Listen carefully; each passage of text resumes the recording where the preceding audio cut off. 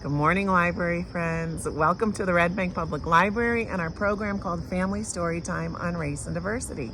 I'm Cira Williams. I'm a children's librarian here, and I'm really glad to be back with you today. I took a break from this program over the summertime. I hope yours was wonderful, and I also hope you got to participate in our family summer read-along. If you did, you got your own copy of this special book called Kind, a book about kindness, along with some activities to help you practice kindness at home. And all of that was to get you ready for this back to school season. I'm also hoping that you will now begin to reintroduce the subjects of race and diversity into your family conversations, because back to school time is the season for making new friends, meeting new classmates, new teachers, and new teammates. And hopefully some of those people will be from new and different backgrounds. And so our focus for today's program is the fact that everybody has a story. And you know, when we judge people without knowing their stories, our viewpoint is very, very limited to just what we can see and sense about them. We can see the color of somebody's skin. You can see by looking at me that I'm a Black woman. We can see the clothes that they wear and the color and the shape of their eyes. Maybe we can smell the food that they're eating in the cafeteria. But without knowing their story, we're just left to really stereotypes that we might hear about or see online or in the media. And that can be hurtful and actually very harmful, because stereotypes are just broad generalizations about groups of people that are based a lot of times in falsehoods. They're not true, and they're used to treat people differently. There's a lot of stereotypes out there. I'm going to think of something that you might have heard of about maybe boys and girls. So have you ever heard that girls are weak and crybabies? Or have you heard the stereotype that all boys love sports and want to be macho? Well, that's not true. But there are stereotypes about all different kinds of people. Stereotypes about different races, about different cultures and nationalities, about men and women, and religions. But people use these to divide us and to treat people differently, and we don't want to do that. And so it's time for me to show you something. I'm going to show this to you and ask you some questions. I know it's not Halloween yet, but I need us to focus on this skeleton. Take a good look at it. I'm sit it up here for a sec. I want you to tell me and think about, can you tell if this skeleton had brown skin or white skin? Can you tell if it had blonde hair and blue eyes or red hair and freckles? Can you tell if it spoke English or Spanish or German or French? Can you tell if it was American or Mexican or Russian? No. Those questions are impossible to answer. The only thing we can tell about this skeleton is that it comes from a human being. So that's the big takeaway I want you to remember, is that when we strip away all those things, we're all just people. We're all just human beings, no matter what color our skin is, where we come from, what language we speak, what our gender is, how we identify. It doesn't matter. It doesn't matter. We're all just people, right? Right. Keep that in mind, because that's where our story starts. And we're going to read a book that tells us what else we have in common with everybody else. And our book is called You Are a Story by Bob Raczka. And I think the story is really special. We're going to learn a lot. And I want you to keep your eye on the illustrations, like I always tell you to do. Remember, it's called You Are a Story. Here we go. You are a living thing. You breathe. You eat. You sleep. You work and you play. You have dreams and fears. You have thoughts and memories. You are. You are someone's child. You might have one parent or two. You might have relatives who take care of you. You might be adopted. No matter who your family is, you deserve all the love that you can get.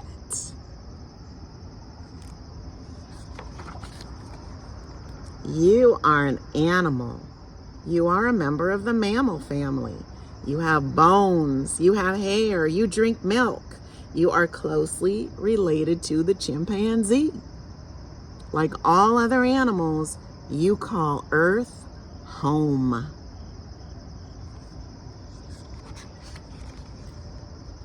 You are a body of water. More than half of you is made of water.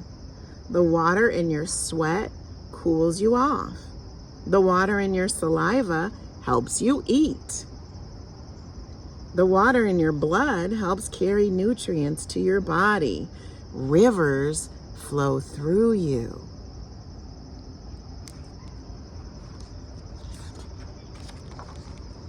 You are an astronaut. You are a passenger on a ship called Earth.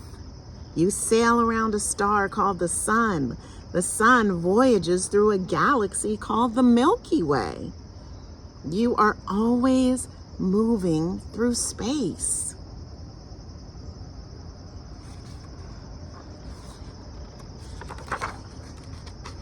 You are a sponge. You are constantly soaking up new information. You are a student of the world. You learn by trying new things. You absorb everything you see, hear, taste, smell, and touch.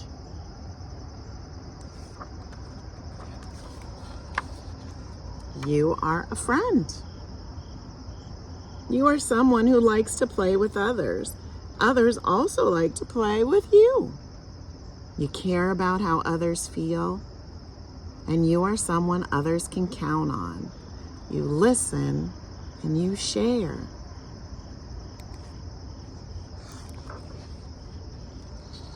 I like pages like this. You are under construction.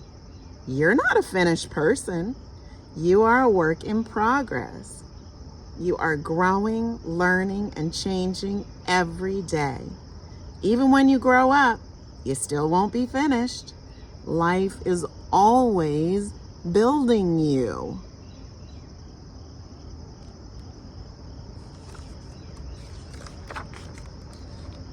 You are a mystery. What will you be when you grow up? What will you look like? Will you have children of your own? Where will you live? Who will you live with?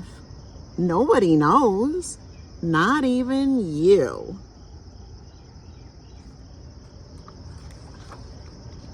You are one of a kind.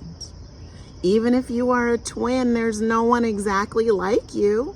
There never has been another you, and you are the only you that will ever be.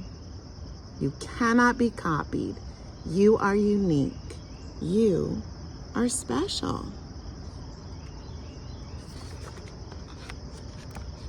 You are a miracle. You started out as one tiny cell inside another person. You split into 2 cells, then 4, then 8, and you grew into a baby. You pushed your way into the world. You became your own person.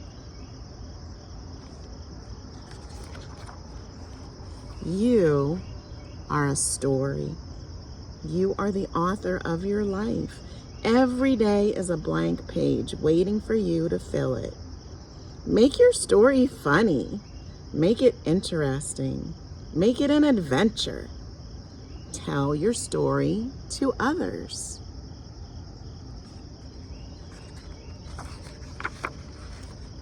And then listen to theirs.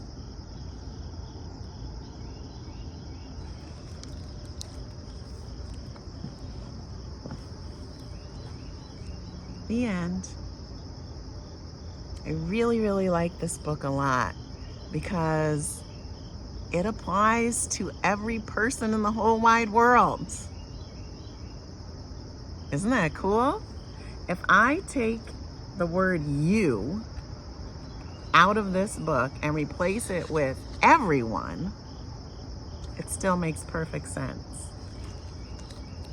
Everyone is a living thing. Everyone breathes and eats and sleeps. Everyone plays and thinks and dreams at night. Everyone is someone's child. Everyone has a family. What else? Everyone has bones and hair and calls Earth home. Everyone's body has water. Everyone is a passenger on a ship called Earth. Everyone learns and hears and tastes and smells. Everyone needs friends, and everyone can be a friend. What else? Everyone is always learning, growing, and changing every day. Everyone is a mystery, and everyone is a miracle. And everyone has a story to tell. Right? I mean, that is really true. Oh, I forgot one. Everyone is one of a kind. That's the thing that really blows my mind. Despite all those things that we have in common, we're all still special and unique. Do you know that there's almost 8 billion people in this world? And yet there's no one like you and no one like me? And there never has been and there never will be? Not just you and me, but all those 8 billion people. That is wild and amazing. And that means we are just so, so special. Can you imagine if all of us looked the same on the outside as we do on the inside? That would be so boring if we were all the same, but we're not. The world is full of beauty and color and excitement because of our diversity, because of our different races and cultures and nationalities and identities, because of our different abilities and disabilities and our different personalities. That's what makes the world so beautiful. And we need to remember that, we need to accept it, and we need to celebrate it. And unfortunately, in this world, there are people who are afraid of our differences, and they use our differences to divide us and to push people away that are different from them. And they also use our differences to treat people unfairly, like I said before, and that's really not good. This happens over difference in races, difference in culture, difference in politics. It happens over money. It happens in our workplaces, in our schools, in our towns, in our country, in this world. And we need to do better. And the way that we can do better is to start sharing our stories with each other so that we can make connections with people through all the things that we have in common, because we have so much more in common than we do differences. And so remember that we are the writers of our own stories. We get to decide the kind of people that we want to be. Not just how we treat other people with kindness and respect, but also what we want to do, what we're interested in learning, where we want to go explore, what adventures we want to go on, who we want to associate with. Those are our decisions. And so I want you to think about your story. Think about your story, but also recognize that there are parts of your story that you can't control. No one gets to decide what color skin they're going to be born with, or how tall they're going to grow up to be, or who their family is, and where they come from, or what their name is, or their date of birth. You don't get to decide those things, but all those things have a big impact on who you are. They're part of your story. But there are parts of your story that are just you. Your personality, your spirit, what makes you you, the things that you love to do, the things that, the skills and talents that you have. Are you artistic? Are you funny? Are you athletic? What do you like and dislike? All of those things are part of your story that I want you to think about. And then I would love for you to become a storyteller and share your story with somebody else, whether it's another family member or somebody new and different. You're going to be surprised about the connections that you make and the things that you learn. I hope that you will try to get out there and make connections with people that are different than you. It can be inspiring and uplifting, and you will make some new friends. Make sure you expose yourself to different kinds of people. You can do that if your community is not very diverse. You can still do that by reading books and by watching programs about different cultures and people and places that you want to learn about. It will open us up and help us to create a better world. And that's what we're trying to do, right? So I want to leave you with some peace and love. I hope I get to see you soon, and maybe you can share some of your story with me, and I'll share some of my story with you. But for now, take some peace and love, take some and pass it on, and stay safe and well. And I will see you next time. Here you go. Bye, friends.